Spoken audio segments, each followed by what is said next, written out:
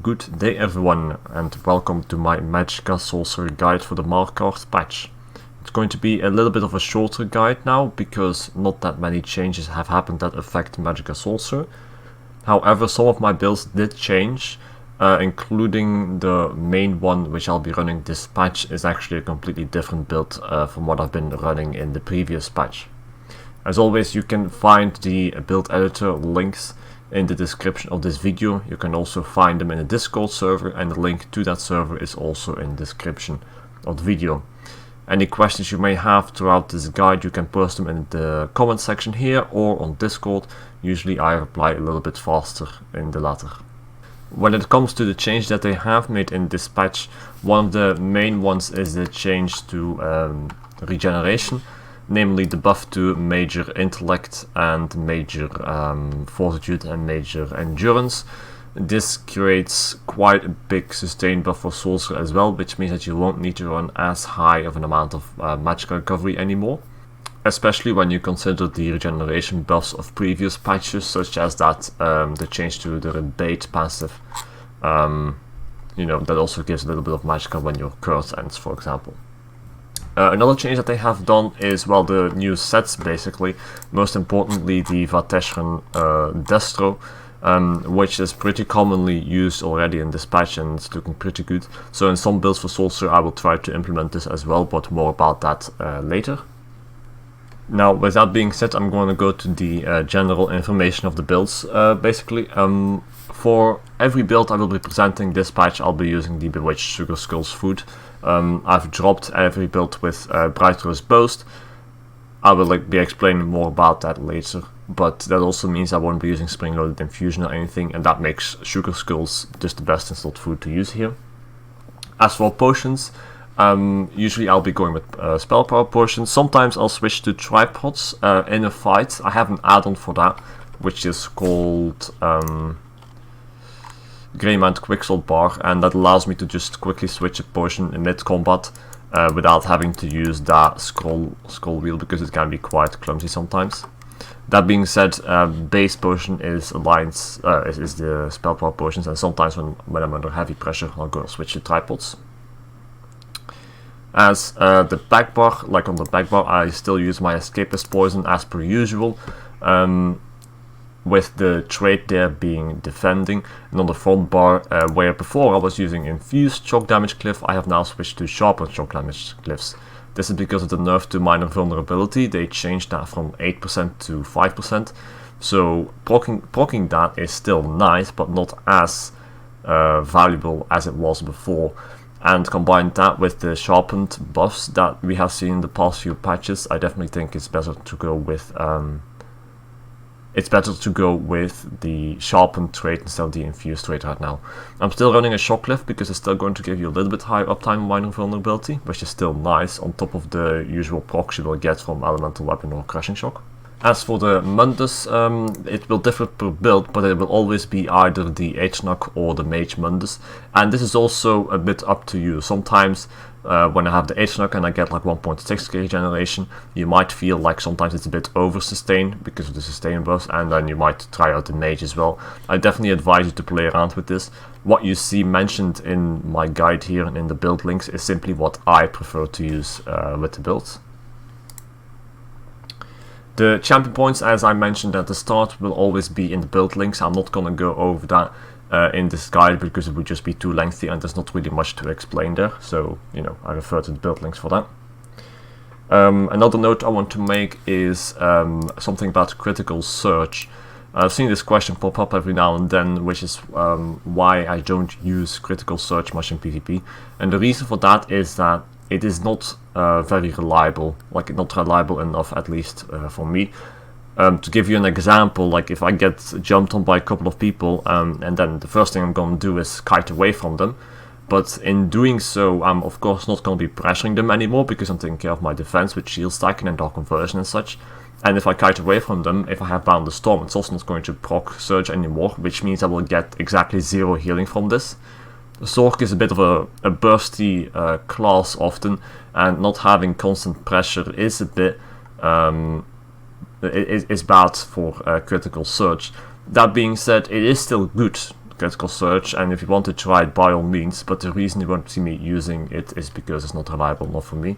Instead, I use healing water most of the time, which is simply bigger burst heal, and it's always going to be there, no matter like what position you're in a fight. Then something else I see asked quite a lot, and I want to address this now before I have to reply it 20 times in the comments, is the difference between Elemental Weapon and Crushing Shock. Basically, they are equally good. They are both good spammables. They both have like slight drawbacks and benefits to them. Crushing Shock is going to have that interrupt to it, which is nice when fighting enemy sorcerers for the Dark Conversion, or to interrupt reses and things like that. Elemental Weapon is going to be a little bit more burst, also a little bit more expensive, but it's going to work really well with, for example, Overload, which is why you'll see me using that most of the time. Then another change they have done is to Minor Protection. They've given that a little bit of a nerf. It's now only 5% damage reduction, whereas it was 8% before. I'm still most of the time going to use this. The other options you have as a backbar ultimate are either the other morph, so Precognition. The reason you could use that is because it casts a bit quicker. I often notice like delays in Temporal Guard that make me die because it's not casting instantly. Precognition can also have that, but to be honest, I have noticed that it does cast a little bit faster. I don't need to spam it as much, quite a few times. That being said, it's a very subjective way to choose between the morphs here, so again, you know, take my words with a grain of salt, do try it out yourself as well. The other option as a backbar ultimate is Aetherknock. I would definitely keep Overload on the front bar because it's really like nice pressure as a sorcerer, and it's often also needed to kill tankier players. But as like a defensive hold your ground ultimate, Storm Aetherknock can also be really good to slot on the backbar.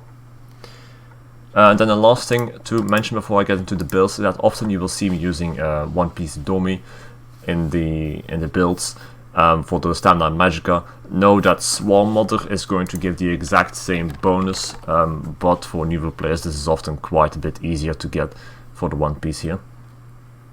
That being said, I'm gonna go to the builds now, and the first build will be my main build for Cyrodiil. If you'd ask me to show you only one build in the guide instead of like the whole bunch that I show you for different PvP purposes such as Cyrodiil and nocp and battleground and dueling, if I only have to show you one build, it would be this thing here. It's a very well-rounded build. By that I mean it's got good maximum stats, 48k magicka, 20k health outside of Cyrodiil. In Cyrodiil it's going to be like 26.5k, about that. Almost 18k stamina. The regeneration is also perfectly fine. I have slotted one infused tri-regen glyph to help the stamina recovery a little bit, because those of you who watch my videos regularly know that I have a bit of a roll dodge playstyle where I just roll a lot in combat. The Torque of Tonal Constancy also helps to sustain that, but to have a little bit more base sustain I also use a tri-regen glyph on this. This also replaces the Alfiq and Shackle Breaker build I had last patch. The main reason is that I can get the same stam sustain with this particular build, and I have a lot more max health. Now the reason I have a lot more max health is because first of all I can use Trainee here, and secondly I have more triglyphs here, 2 triglyphs. You can slot more if you want. You will easily get 27, 28k health like that, and having more max health is just going to be it's going to catch you when you make mistakes, but in general it's a lot more forgivable to play with that. You can also push your enemies a little bit more. Max health is pretty much the meta right here, and also as a sorcerer you have to follow along with that to get a well-rounded, decently tanky build. The other sets that I use in this build, so next to the 2 Trainee, are 5 Alfiq, then the One Piece Domi or Swarm Mother, and the Torque of Tonal Constancy I mentioned before, with 3 Ancient Grace, and that's why I also have a good maximum magicka pool. Overall, just a stat-based build, but like good stats, like in terms of regeneration, damage, survivability, and all that. For the skills, I also have a classic setup here. Again, for the skills, like, you can just go to the links, you'll see it all there. There's nothing special in there. This here, Endless Fury, is the flex spot. If you want, you can slot all the skills in there. For example, Elemental Drain is pretty commonly used as alternative as well. If you are a beginner and you don't have access to Greymore or Torque of Tonal Constancy, you can just slot a monster set as well. The best ideas would be Engine Guardian here, I think, to cover up for the sustain loss. That being said, you can also use Markarth if you do have Greymore and you want to push damage a little bit higher with the sustain burst and all that. Markarth is still a significant damage increase on MagSorc as well. This build is also very flexible and you can easily change it to slot both an Antiquity and a full monster set. This is simply done by dropping the two-piece trainee for a one-piece, and all the other sets are still the same. As a monster set you can slot then, a couple of the main choices here are either Mighty Tudun or Pirate Skeleton. Both of these are going to make you quite significantly more tanky. The Pirate Skeleton, the major protection isn't as much anymore, but on the other hand the penalty, the reducing healing received, is just negligible for a MagSorc, definitely making you like a whole bit tankier. This is also a reason I won't be presenting any like heavy armor builds this patch, because you can just use this if you want to build more tanky. Mighty Tudun is also an option to get more tanky, and it's in fact the first patch that I've done this, including Mighty Tudun in my builds. In previous patches I always found it not worth using. The reason I am including this now is because the buff to bound armor, it's a little bit more resistance right now, which I think makes it pretty good to slot on the backbar in combination with the maximum magicka, especially like in CP campaigns where you can then easily push your magicka to 49k or higher, even if you choose to go with the Mage Mundus. Next to that, it also has the max health bonus, further increasing your maximum health pool, and that is a bit like compliant with the meta right now, of the max health meta. One side note to make with that, of course, is that you drop Bound the Storm for it, and as I've said a couple of times before, Bound the Storm isn't really a bad skill. The Major Expedition can be really nice for kiting up stairs and such. It can also pull Nightblades out of stealth, so this is a bit of a thing you have to figure out for yourself as well. I know a lot of people don't like Bound the Storm at all, also because you can still see your own character if you don't use it, like I'm not going fully lightning form, so it's a bit of an assessment you have to make for yourself, but know that Mighty Tudun with bound armor in the backbar is good as well. As alternative, you have Pirate Skeleton. You can also slot Markarth and something like more of the Infernal if you want to push damage, or Engine Guardian if you do want to still have some sustain upon your Markarth. But my main choices are either Pirate Skeleton or Mighty Tudun with Torque of Tonal Constancy.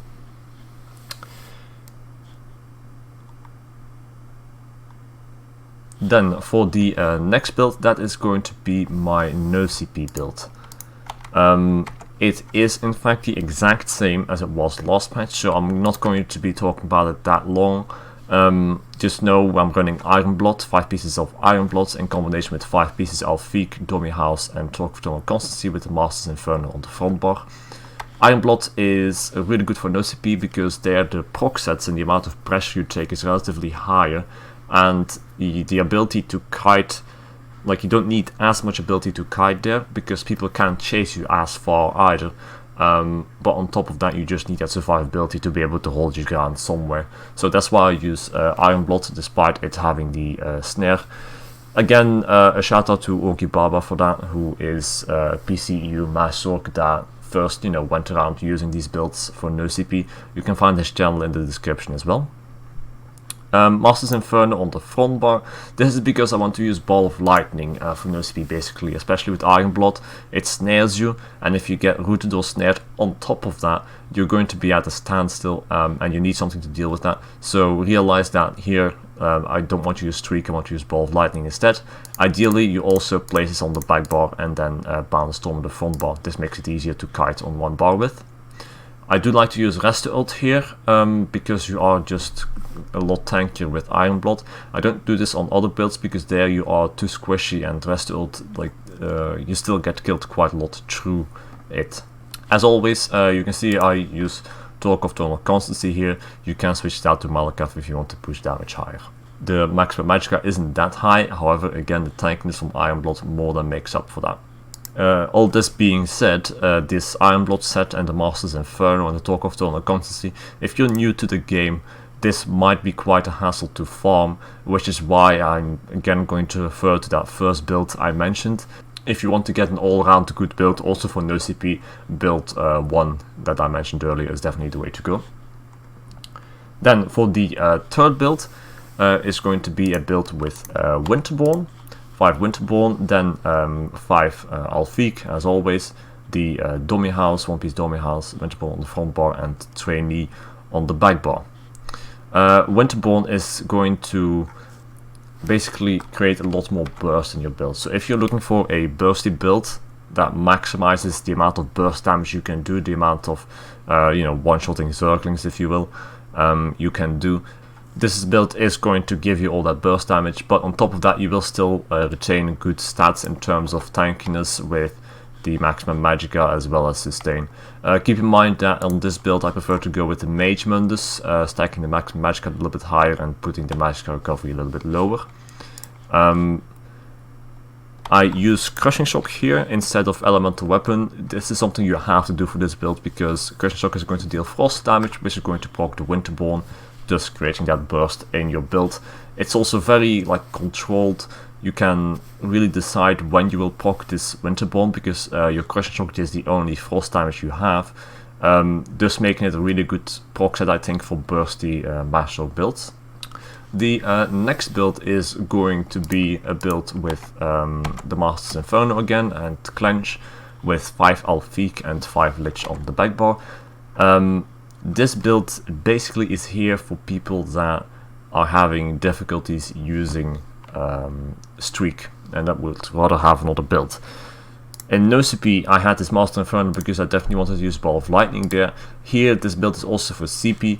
This is, I'm mainly looking at console players. When you streak somewhere on PC, you can just instantly just whip the camera like that and immediately look around after you've stunned somebody, but on console the sensitivity is quite a bit lower and it can be a bit of a problem to play with Streak like that, which is why I've included this build as well.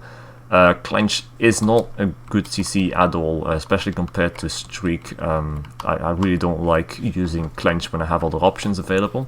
That being said, if Clench does hit, the Master Staff is going to amplify your burst quite a bit, making it still a good choice for magicka sorcerer nonetheless. Again, here I'd like to use the Mage Mundus instead of the H-Knock. The magicka recovery will be at about 1.2k on the front bar, 1.3 to 1.4k on the back bar. This is a bit low, especially if you'd compare it to previous patches. However, with the sustain buffs and with Lich, this is definitely more than enough magicka sustain. Here I do recommend using Markarth. If you use Talk of Eternal Constancy in combination with Lich, when your Lich procs, it's kind of going to negate your Talk a little bit. They don't really synergize that well, which is why I prefer to use the Markarth Band of Brutality here. That's it for the Cyrodiil builds. Now for the 5th build I have a battleground build, which is also different from last patch. This is the first build where I will be having the Vateshran Inferno. It's a really good set for battlegrounds. It's also easy to stay in range, and this part where you have to stay in range is the reason you won't see me using this in Cyrodiil, because as a MagSorc in Cyrodiil you are constantly kiting around, bursting a certain player or a group of players and then retreating again and so forth, and you often also cast that elemental drain on people from range before you have to go close in on them, and this all doesn't really work very well with the Vateshran's Inferno staff. But that only counts for Cyrodiil. In battlegrounds you're often close to your target anyway, because of it's more of a close quarters playground, and you're also in a team, so you don't need to constantly kite away and kite back. It doesn't really work that well in BGs anyway. And Vateshran is going to add a lot of pressure there. It's used pretty commonly in BGs, at least on PCU already, so I've made sure to include this in the BG build as well. As for the other sets, Markarth, of course, you want to have that with Vateshran. Again, 2 pieces trainee to get a decent amount of max health, 5 pieces Alfiq. I have 2 pieces willpower on the back bar. even in BGs this way you'll have about 41k magicka, which still gives you quite big shields, which is good for defense. MagSorc is one of the squishiest specs in BG, so you definitely want to make sure to have something to compensate for that. Monster set is also something you can use for that, so here I have 2 pieces of Chuden again. Again, you can change that to other monster sets if you like, this is just a placeholder, but definitely also a good option for getting a tanky build out there.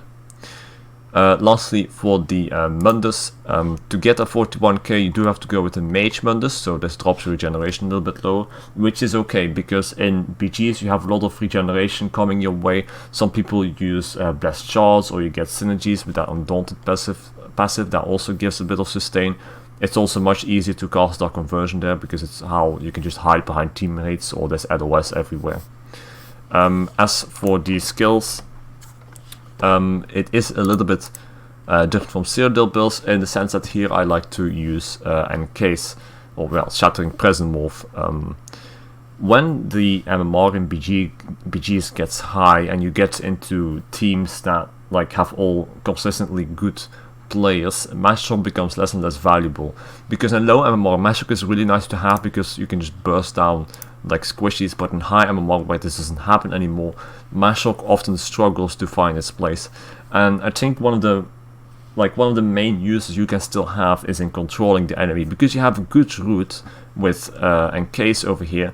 You have a very good stun that goes through block, through roll dodge and everything, and on top of that you can also engage people if you want. So that's something I like to use in BGs, especially when it comes to high MMR, is basically to control the enemy. On top of that you'll have the Vateshran Inferno with the dots ticking in, and you still have some amount of pressure via your regular skills. You might have noticed that I don't have a heal in this build, which is also okay, because next to all the sustain flying around in battlegrounds, you also have a lot of cross healing flying around. A lot of synergies as well, like the Purge, Rapid Regeneration, you named. You are going to get a lot of healing from your allies, even if they don't spec from it. That being said, even if your allies don't heal at all, I would still not slot a heal for battlegrounds anymore, because you have the 2 shields with a relatively high maximum magicka pool, making you quite tanky, and Dark Conversion, which is also relatively more healing in BGs, is going to cover your healing. This is because it's easy to retreat somewhere behind allies or behind LOS, cast Dark Conversion or 2, and with those 2 shields people are going to have trouble breaking through that to kill you before the healing from Dark Conversion comes in. That being said, if you do still want to slot a healing for whatever reason, the best way to do that is with pets, and you can simply do that by slotting the pet instead of Curse, putting Curse on the back bar instead of Dampen Magic, and slotting the second pet instead of Bound Armor or Encase. But I don't really advise doing it, at least for myself. It's not needed at all in Battlegrounds. Then for the final build, it's going to be a dueling build. Here it is. Pretty similar to my BG build, in the sense that it also has 5 Alfik and 2 Trainee, and the Markarth with the Vateshran Inferno, but then instead of the Thornboard backbar, it's going to be a Restoration Staff of Willpower backbar and more of the Infernal as a monster set. The 2 proc sets you have here with Vateshran and more of the Infernal in combination with Markarth are going to be great. Single target pressure is pretty much meta right now to use these in duels, but you keep a high amount of maximum magicka on the back bar, good amount of sustain, good amount of spell damage as well. I do prefer to switch to the Mage Mundus for this. As you can see, the magicka recovery is pretty high, while duels are relatively easy to sustain. However, it's again up to you whether you use H-Knock or Mage Mundus. Your maximum magicka will be fine regardless. As for the skills in this particular dueling build, again very similar to the other setups. Make sure to use Elemental Drain, of course.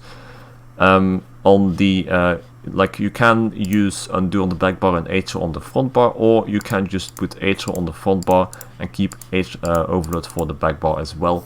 This gives you an option between like heavily pressuring an enemy, or when you're on the defensive you put down this H-Knock. Obviously really good in a duel, people are going to run away from it, however it does give you a lot of time to sustain and whatnot. But yeah, that's it for the setups for this patch. As per usual, there's quite a few builds for different PvP modes and for different purposes, like battlegrounds and such, and Cyrodiil PvP.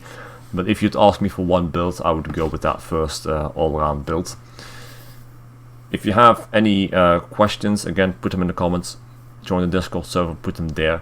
And then lastly, I just would like to mention Patreon, that is also still running.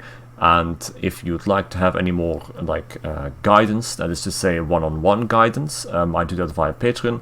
Or if you just wish to give me some additional support, I very much appreciate it if you would be able to check out Patreon for that.